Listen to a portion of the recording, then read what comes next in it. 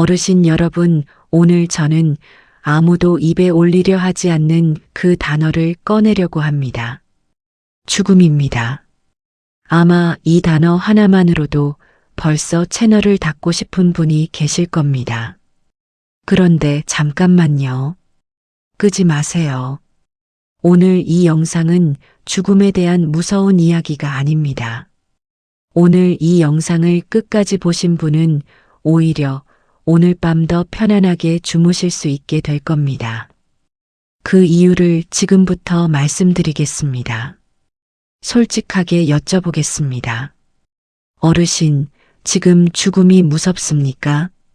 아침에 눈을 떴을 때 문득 오늘이 마지막 날이면 어쩌나 하는 생각이 스치지 않습니까?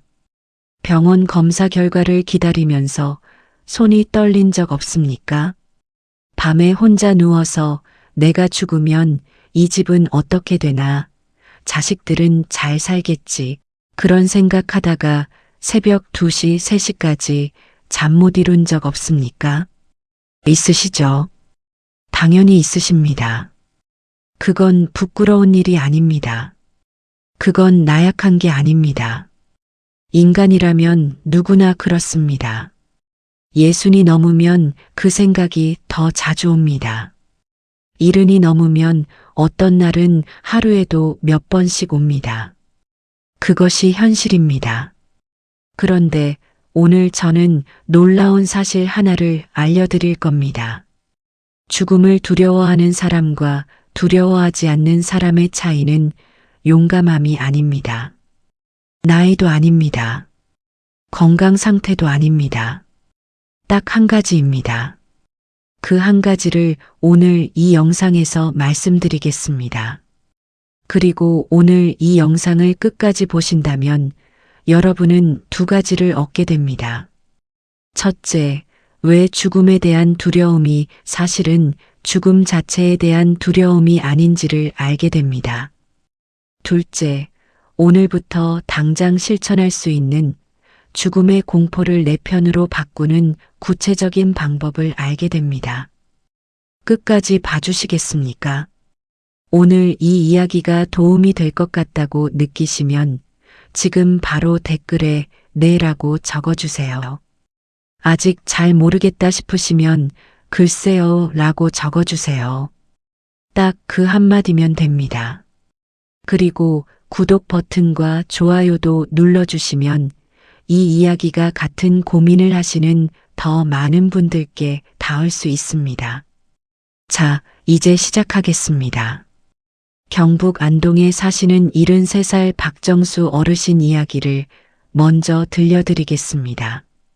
어르신은 평생 농사를 지으셨습니다.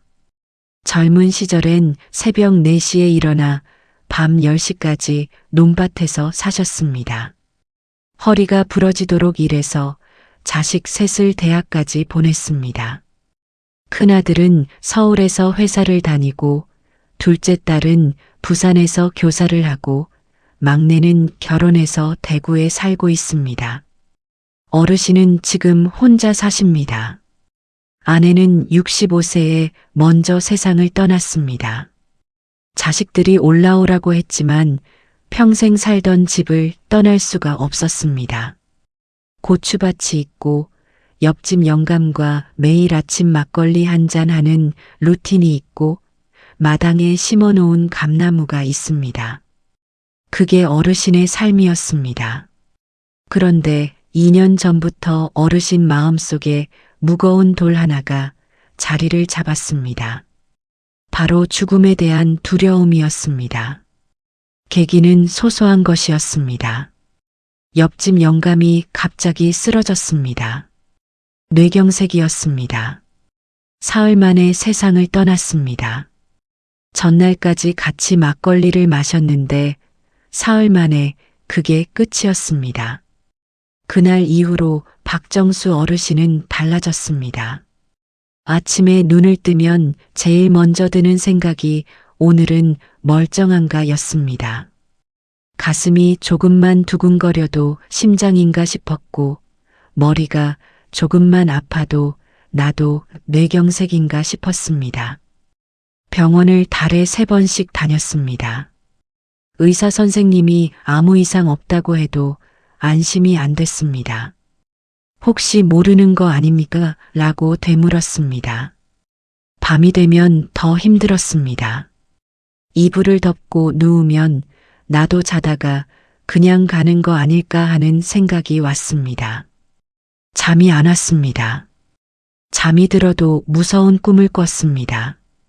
자식들한테 전화하기도 못했습니다. 괜히 걱정시키기 싫었습니다. 그렇게 혼자 그 두려움을 안고 하루하루를 버텼습니다. 그러다 어르신은 저희 채널 영상을 보게 됐습니다. 그리고 댓글을 남겨주셨습니다.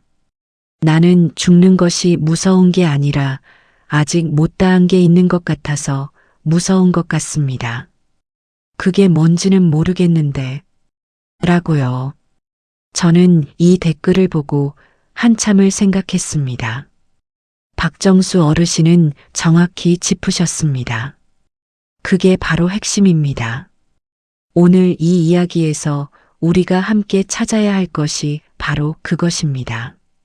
죽음이 무서운 게 아닙니다. 죽음 앞에서 내가 어떻게 살았는지를 들여다봐야 하는 것, 그게 무서운 겁니다. 이 이야기를 이해하려면 먼저 철학자 한 명을 만나야 합니다. 고대 로마 시대 황제이자 철학자였던 마르쿠스 아우렐리우스입니다. 그는 황제로서 수십 년간 전쟁터를 누비며 수많은 죽음을 목격했습니다. 그러면서 이런 말을 남겼습니다. 죽음을 두려워하지 마라.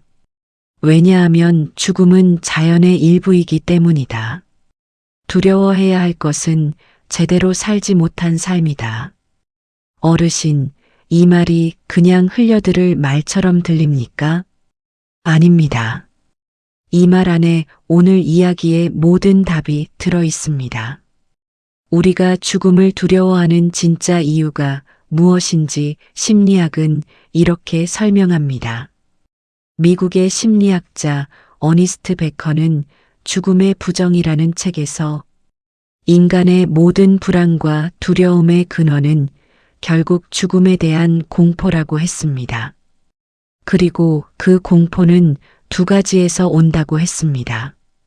첫째는 내가 사라진다는 것에 대한 공포, 둘째는 내 삶이 의미 없이 끝나는 것에 대한 공포. 어르신, 2번째를 잘 들으셨습니까? 내 삶이 의미 없이 끝나는 것. 이게 사실 죽음에 대한 두려움의 본질입니다. 단순히 숨이 멎는 것이 무서운 게 아닙니다. 이렇게 살다가 아무 의미도 없이 끝나버리는 건 아닌가. 그게 무서운 겁니다.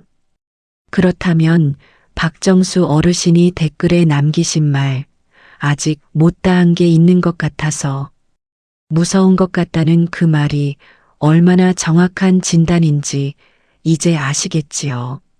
죽음이 두려운 분들께 한 가지 더 여쭤보겠습니다. 지금 이 순간 가장 두려운 것이 무엇입니까? 혹시 이런 생각들 아닙니까? 자식한테 짐이 되고 싶지 않다. 병들어서 누워있다가 가기 싫다. 치매가 오면 어쩌나. 재산을 잘 정리해줘야 할 텐데. 자식들이 사이좋게 살아줘야 할 텐데. 내가 죽고 나서 내 이름이 잊혀지는 것이 두렵다. 이것들이 죽음 자체에 대한 두려움입니까? 아닙니다. 이건 살아있는 사람의 걱정입니다. 아직 살아계시기 때문에 드는 생각들입니다. 죽음이 두려운 게 아니라 삶의 마무리가 두려운 겁니다. 이 차이를 이해하시는 것이 오늘 이야기의 출발점입니다. 이번엔 다른 분 이야기를 들려드리겠습니다. 부산에 사시는 76살 김순자 어르신입니다. 어르신은 40살에 남편을 잃으셨습니다. 그때부터 혼자 자식 2을 키우셨습니다. 식당에서 일하고 공장에서 일하고 안 해본 일이 없으셨습니다. 손이 갈라지고 무릎이 닳도록 일하셨습니다. 그렇게 키운 자식들이 모두 잘 됐습니다. 큰딸은 간호사가 됐고 아들은 중소기업 사장이 됐습니다. 어르신은 그게 평생의 자랑이었습니다. 그런데 몇 년 전부터 어르신이 달라지기 시작했습니다. 무릎 관절이 나빠져서 예전처럼 움직이질 못하게 됐습니다. 거동이 불편해지니 집에 있는 시간이 길어졌습니다. 혼자 있는 시간이 길어지니 생각이 많아졌습니다. 그 생각의 끝에는 항상 죽음이 있었습니다. 어르신이 저한테 하신 말씀이 이겁니다. 무섭지 않다고 하면 거짓말이지요. 근데 더 무서운 건 내가 이렇게 아프게 오래 사는 거예요. 그냥 아프지 않고 조용히 갔으면 좋겠는데. 어르신, 이 말씀에 많은 분들이 고개를 끄덕이실 겁니다. 죽음 자체보다 죽는 과정이 두렵다는 것. 이것도 죽음에 대한 두려움이 아니라 고통에 대한 두려움입니다. 이 둘은 전혀 다릅니다. 독일의 철학자 쇼펜하우어는 이런 말을 했습니다. 죽음은 잠드는 것이다. 그 순간 이전의 고통은 있을 수 있으나 죽음 그 자체는 고통이 아니다. 어르신, 우리가 진짜 두려워하는 것을 제대로 이해해야 그 두려움과 싸울 수 있습니다. 두려움의 정체를 모르면 내내 막연하게 무서울 뿐입니다. 그런데 두려움의 정체를 알면 싸울 수 있습니다. 이겨낼 수 있습니다. 그럼 이제 본격적으로 들어가겠습니다. 죽음의 두려움을 내 편으로 바꾸는 방법, 지금부터 하나씩 말씀드리겠습니다. 첫 번째입니다. 죽음을 생각하는 것을 멈추지 마십시오. 어르신, 의아하십니까? 죽음이 무서운데 더 생각하라니. 그런데 이게 정답입니다. 많은 분들이 죽음에 대한 생각이 올 때마다 애써 외면합니다. 다른 생각을 하려고 합니다. 텔레비전을 켭니다. 전화를 합니다. 뭔가를 먹습니다. 그런데 이렇게 도망치면 두려움은 더 커집니다. 잠깐 덮어놓은 것뿐이지 그 두려움은 사라지지 않고 거기 그대로 있습니다. 심리학에서는 이것을 사고 억제의 역설이라고 합니다. 어떤 생각을 억누르려고 하면 오히려 그 생각이 더 강해진다는 것입니다.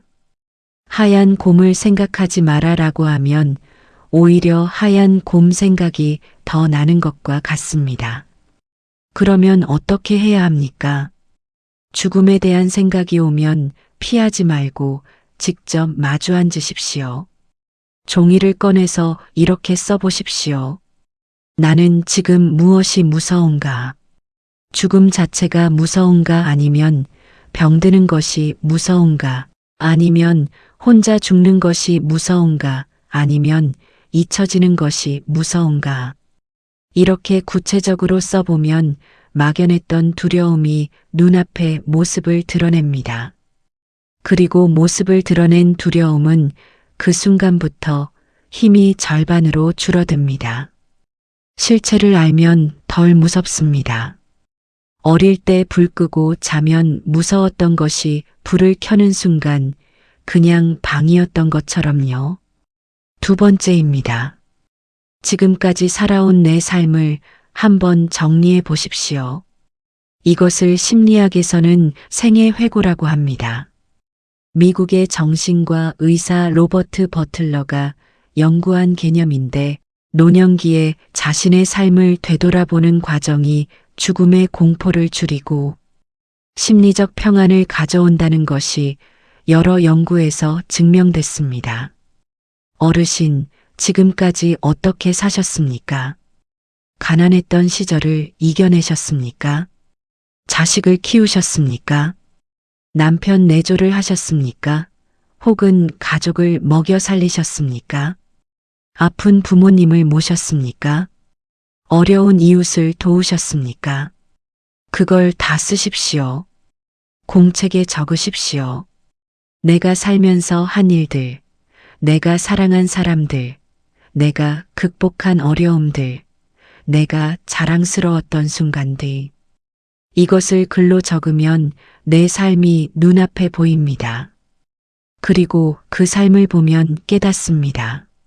아, 나 참 잘 살았구나. 쇼펜하우어가 또 이런 말을 했습니다.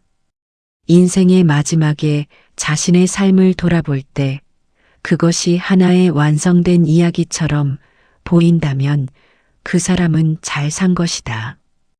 어르신의 삶은 완성된 이야기입니다. 아직 끝나지 않은 이야기입니다.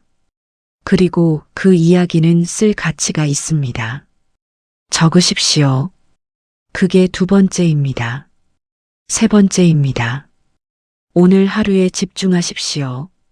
마르쿠스 아우렐리우스는 명상록이라는 책에서 이런 말을 남겼습니다. 현재의 순간에만 집중하라. 과거를 후회하며 시간을 낭비하지 말고 아직 오지 않은 미래를 걱정하며 에너지를 낭비하지 마라. 오직 지금 이 순간 여기에 집중하라. 어르신, 지금 이 순간 살아계십니까? 숨을 쉬고 계십니까? 이 영상 소리가 들립니까? 그렇다면 지금 이 순간은 완벽하게 살아있는 겁니다. 죽음에 대한 두려움은 아직 오지 않은 미래에 대한 두려움입니다. 그런데 우리는 미래를 살 수 없습니다. 오직 지금을 살 수 있을 뿐입니다. 지금 이 순간이 유일하게 내가 실제로 살고 있는 시간입니다. 아침에 눈을 뜨면 오늘 하루를 어떻게 보람있게 살까에 집중하십시오. 오늘 해가 지면 오늘 하루 어떤 좋은 일이 있었나를 생각하십시오. 오늘 맛있는 걸 드셨습니까? 오늘 하늘이 예뻤습니까? 오늘 누군가와 따뜻한 말 한마디를 나눴습니까? 그것이면 충분합니다. 그것이 삶입니다. 내일 죽음이 오더라도 오늘 하루를 충분히 살았다면 그 삶은 완성된 것입니다. 네 번째입니다. 두려움을 나누십시오. 어르신, 죽음이 무섭다는 말을 누군가에게 해보신 적 있습니까? 아마 없으신 분이 대부분일 겁니다. 자식한테는 걱정 끼치기 싫고 친구한테는 왠지 부끄럽고 혼자 속으로 삭히고 계십니다. 그러면 안 됩니다. 두려움은 혼자 품고 있을수록 커집니다. 말로 꺼내는 순간 절반이 줄어듭니다. 이것은 제가 지어낸 말이 아닙니다. 심리학에서 수십 년간 연구로 증명된 사실입니다. 자식한테 말하기 어려우시면 친구한테 말하십시오. 친구한테도 어려우시면 글로 쓰십시오. 일기에 쓰십시오. 저한테 댓글로 쓰십시오. 이 채널 댓글란에 쓰신 이야기는 제가 반드시 읽습니다. 그리고 그걸 읽으며 같은 두려움을 가진 다른 어르신들이 위로를 받습니다. 두려움을 나누는 것은 약한 것이 아닙니다. 두려움을 숨기는 것이 더 위험합니다. 평생을 강하게 사셨으니 이제는 솔직해지셔도 됩니다. 그것이 진짜 강함입니다. 다섯 번째입니다. 몸을 움직이십시오. 뜬금없다고 느끼십니까? 죽음 이야기를 하다가 갑자기 운동 이야기냐고요? 아닙니다. 이것은 과학적으로 매우 중요한 이야기입니다. 연구에 따르면 하루 30분 이상 신체 활동을 하는 노년층은 우울감과 죽음에 대한 불안이 그렇지 않은 분들보다 현저하게 낮다고 합니다. 그 이유는 몸을 움직이면 뇌에서 세로토닌과 도파민이 분비되기 때문입니다. 이 물질들이 불안과 우울을 줄여줍니다. 거창하게 생각하지 마십시오. 헬스장에 갈 필요 없습니다. 달리기를 하실 필요도 없습니다. 그냥 오늘 집 밖에 나가서 동네 한 바퀴만 도십시오. 천천히 걸으십시오. 하늘을 보십시오. 나무를 보십시오. 바람을 느끼십시오. 그것이면 충분합니다. 몸이 살아있음을 느끼는 사람은 죽음의 공포가 줄어듭니다. 왜냐하면 지금 이 몸이 살아있다는 것을 온몸으로 느끼기 때문입니다. 살아있음을 느끼는 것이 죽음의 공포를 이기는 가장 자연스러운 방법입니다. 6번째입니다. 내 삶의 흔적을 남기십시오. 어르신, 잊혀지는 것이 두렵습니까? 내가 죽고 나면 아무도 나를 기억하지 않을 것 같아서 무섭습니까? 그렇다면 지금부터 흔적을 남기십시오. 거창하게 생각하지 마십시오. 유명한 사람이 될 필요가 없습니다. 박물관에 이름을 남길 필요가 없습니다. 그냥 이것이면 됩니다. 손자, 손녀에게 편지를 쓰십시오. 지금 당장 쓰실 필요 없습니다. 조금씩 쓰시면 됩니다. 내가 어릴 때 어떤 사람이었는지, 어떤 어려움을 겪었는지, 어떻게 이겨냈는지, 무엇이 행복했는지, 무엇을 후회했는지, 그리고 손자, 손녀에게 해주고 싶은 말이 무엇인지, 그것이 여러분의 역사입니다. 그것이 여러분의 흔적입니다. 그 편지 한 장은 여러분이 세상을 떠난 뒤에도 손자, 손녀의 마음속에 영원히 살아있을 겁니다. 그것이 진짜 기억입니다. 일본의 작가 쓰루미 순스케는 이런 말을 했습니다. 사람은 2번 죽는다. 첫 번째는 숨이 멎을 때, 두 번째는 사람들이 당신을 기억하는 것을 멈출 때. 어르신, 2번째 죽음을 늦추는 방법은 흔적을 남기는 것입니다. 그 흔적은 건물이 아니어도 됩니다. 편지 한 장이면 됩니다. 오래된 사진 한 장의 뒷면에 날짜와 이름을 적어 놓는 것이면 됩니다. 그것이 여러분의 생명을 연장합니다. 7번째입니다. 의미 있는 일을 찾으십시오. 오스트리아의 정신과 의사 빅터 프랭클은 나치 수용소에서 살아남은 사람입니다. 그는 극한의 고통 속에서도 살아남은 사람들의 공통점을 연구했습니다. 그 공통점은 바로 하나였습니다. 살아야 할 이유가 있는 사람이 살아남았다. 어르신, 지금 살아야 할 이유가 있습니까? 있으십니까? 그게 뭔지 지금 바로 말씀하실 수 있습니까? 혹시 잘 모르시겠다면 잠깐 생각해 보십시오. 손자, 손녀가 보고 싶습니까? 봄에 고추를 심고 싶습니까? 내년에 가보고 싶은 곳이 있습니까? 먹어보고 싶은 음식이 있습니까? 만들어보고 싶은 것이 있습니까? 아무리 작아도 됩니다. 내일 아침에 먹을 된장국이 기대되는 것도 살아야 할 이유입니다. 손자가 오는 주말이 기다려지는 것도 살아야 할 이유입니다. 내년 봄 벚꽃을 보고 싶은 것도 살아야 할 이유입니다. 살아야 할 이유가 있는 사람은 죽음을 두려워하지 않습니다. 왜냐하면 지금 이 순간에 집중하고 있기 때문입니다. 아직 살 이유가 있는데 죽음을 생각할 틈이 없기 때문입니다. 의미를 찾으십시오. 그게 아무리 소소해도 됩니다. 그 소소한 의미가 어르신을 매일 아침 침대에서 일어나게 합니다. 8번째입니다. 삶의 끝을 미리 준비하십시오. 이것이 두려움을 키운다고 생각하십니까? 아닙니다. 오히려 반대입니다. 죽음에 대한 두려움의 상당 부분은 아직 정리가 안 됐다는 불안에서 옵니다. 재산 문제, 자식들 관계, 내가 없어지면 어떻게 되나 하는 걱정들이 두려움을 키웁니다. 그렇다면 미리 정리하면 됩니다. 유언장이라는 단어가 너무 무겁게 느껴지시면 그냥 메모라고 생각하십시오. 내가 갖고 있는 것들을 어떻게 정리하고 싶은지 적어 두십시오. 장례를 어떻게 하고 싶은지 적어 두십시오. 자식들에게 하고 싶은 말을 적어 두십시오. 이것을 미리 적어두면 마음이 가벼워집니다. 일이 정리되어 있으면 걱정이 줄어듭니다. 여행을 가기 전에 짐을 미리 싸놓으면 출발날 아침이 편한 것처럼요. 죽음을 준비하는 것은 죽음을 앞당기는 것이 아닙니다. 죽음을 준비하는 것은 지금을 더 편안하게 살 수 있게 해주는 것입니다. 9번째입니다. 죽음에 대해 함께 이야기할 수 있는 공동체를 찾으십시오. 한국 사회에서 죽음은 금기어입니다. 죽는다는 말만 꺼내도 불길하다며 화제를 돌립니다.